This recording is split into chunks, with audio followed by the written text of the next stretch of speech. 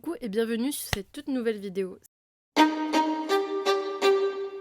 fait super longtemps que j'ai pas filmé du tout. Pas que j'ai pas filmé du tout parce que je suis en train de faire un vlog lecture. Mais ça fait longtemps, j'ai pas fait de vidéo face cam comme ça. Ça fait 2-3 ans peut-être. Et je reviens pour une sortie des mois de mai qui me font le plus envie, soit par curiosité pour savoir de quoi ça parle et comment c'est écrit, soit parce que l'univers pourrait m'intéresser. Il me semble qu'il y aura beaucoup de poches, donc c'est pas forcément leur première sortie vu qu'il y a souvent des formats brochés avant ou des e-books. Du coup, c'est parti. En tout premier, nous avons The Depth, qui sort le 2 mai, donc dans 6 jours. Donc il s'agit d'un roman de Mathilde Lambin, c'est une romance contemporaine aux éditions BMR. Pour le résumé, c'est je ne pouvais pas avoir son amour, alors je voulais sa haine. June Davis pensait avoir touché le fond, mais sa descente aux enfers ne faisait que commencer. Entre la perte de son emploi et des dettes qui ne cessent de s'accumuler, sa vie lui échappe. Et le patron, un prêteur sur gage impitoyable qu'elle aurait préféré ne jamais croiser, ne lui laissera aucun répit. Il veut son argent, et vite. Alors quand Blake Jones, son rival de toujours, réapparaît dans une proposition aussi improbable qu'alléchante, June n'a pas d'autre choix que de l'écouter. Mais accepter son aide revient à conclure un pacte avec le diable. Et elle le sait.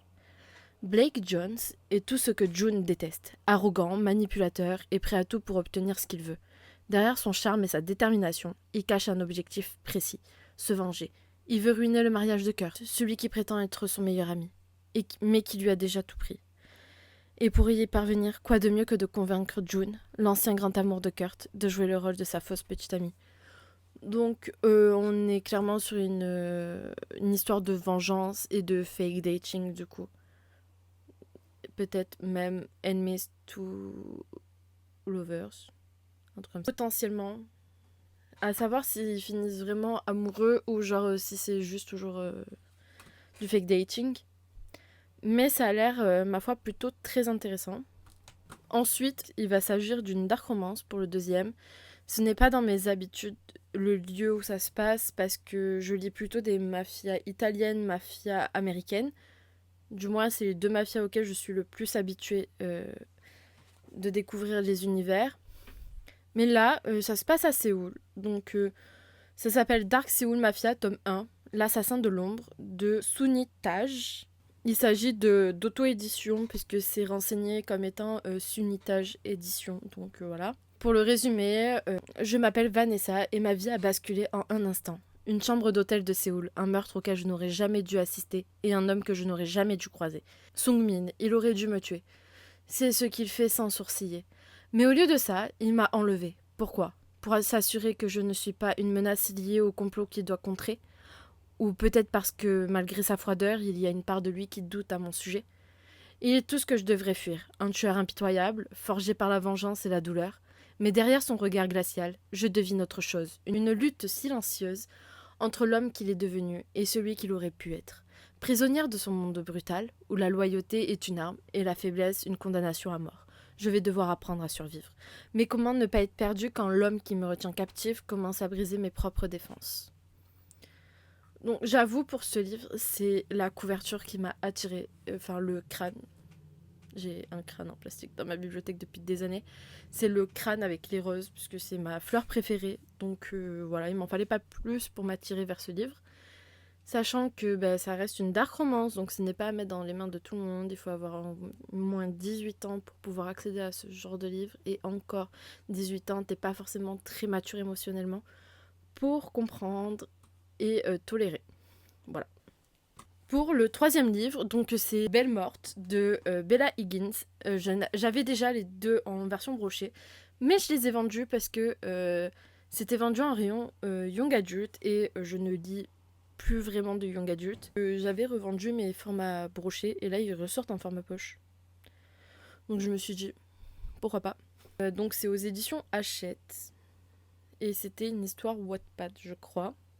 Pour le coup, les vampires sont désormais l'incarnation de la gloire. Ces magnifiques et mystérieux êtres immortels sont sortis de l'ombre il y a 10 ans. Depuis, le monde entier ne peut plus se passer d'eux. Ils ont éclipsé les plus grandes stars. Les célébrités moins connues ont quasiment disparu de la circulation. Les journaux à scandale, les magazines et les réseaux sociaux sont dédiés aux vampires. Tout le monde les adule, tout le monde, sauf moi. Et en fait, ça me fait, avec du recul, vachement penser à Vampiria. Donc Vampiria que je n'ai jamais terminé puisque Alexandre de Mortange part.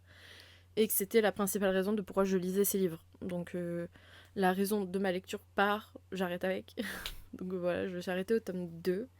Parce que c'est bon, le Sterling, là tout le monde en a parlé, j'ai pas envie de le connaître et je vais pas forcément l'apprécier pour autant. Ensuite, le 4e livre, je précise, c'est à propos de trafic d'êtres humains, il me semble.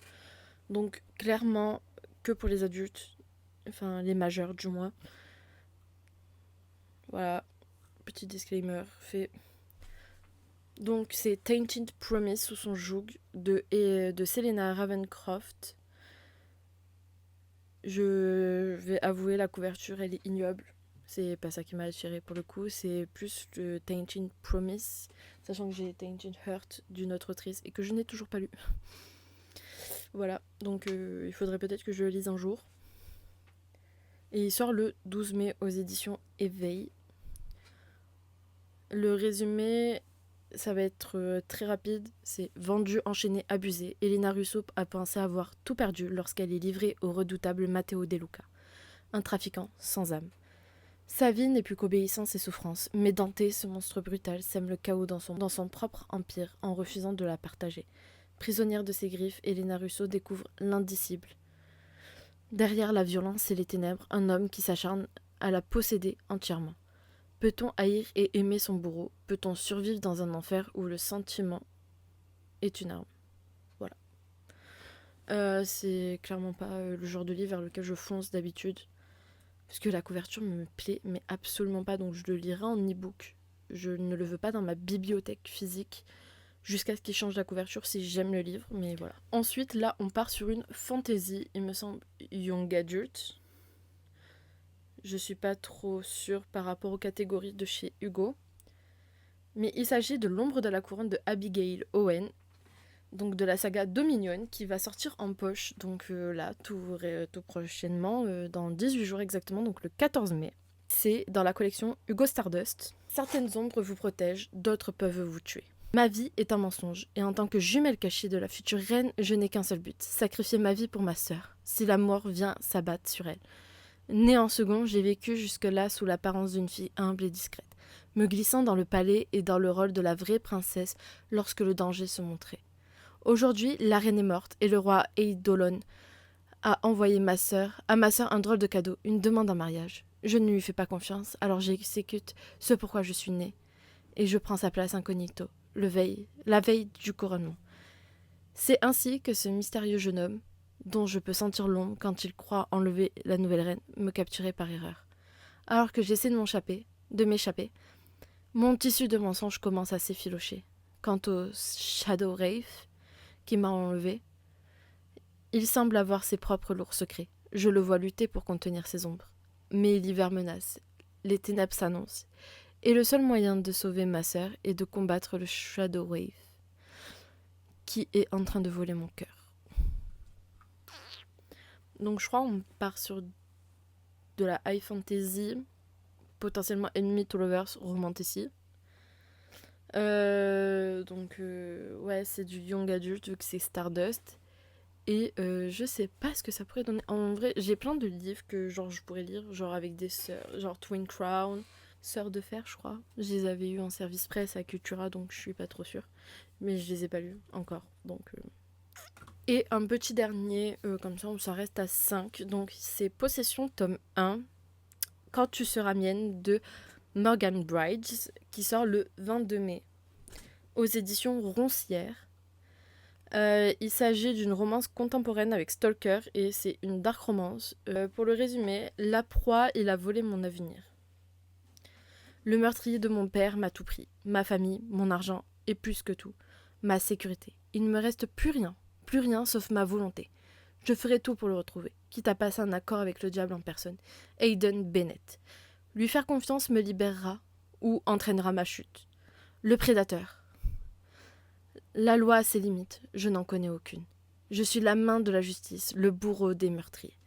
Hormis la satisfaction de venger leurs crimes, Je ne ressentais rien, jusqu'à ce que je rencontre Callista Green, la fille de l'une de mes victimes, et qu'elle devienne mon obsession. Désormais, je l'observe, je la suis, et jamais je la laisserai partir. Donc voilà, je sais qu'il y a un deuxième tome, mais il n'existe pas encore en français. De toute façon, logique, vu que le 1, il est toujours pas sorti en fait en France. J'ai hâte qu'il sorte pour pouvoir tester, parce que pour le coup, ça m'a l'air d'être comme l'ombre d'Emily, mais sans être l'ombre d'Adeline. Pas d'Emily, d'Adeline. Je n'ai toujours pas fini l'ombre d'Adeline, je suis au début. Le petit copain, en fait, il m'a énervé dès le premier chapitre, donc... Mais il y a un fan art qui fait que je continuerai ce livre coûte que coûte, quand j'aurai fini pour le cœur d'un tigre. Voilà. Donc, c'est tout pour les livres qui me font envie pour le mois de mai. N'hésitez pas à me dire en commentaire ce qui vous fait envie à vous. Et potentiellement me faire découvrir des livres que je n'ai pas vu passer qui sortiront. Puisque je n'ai pas les yeux partout, tout simplement. En tout cas, on se retrouve bientôt pour une nouvelle vidéo.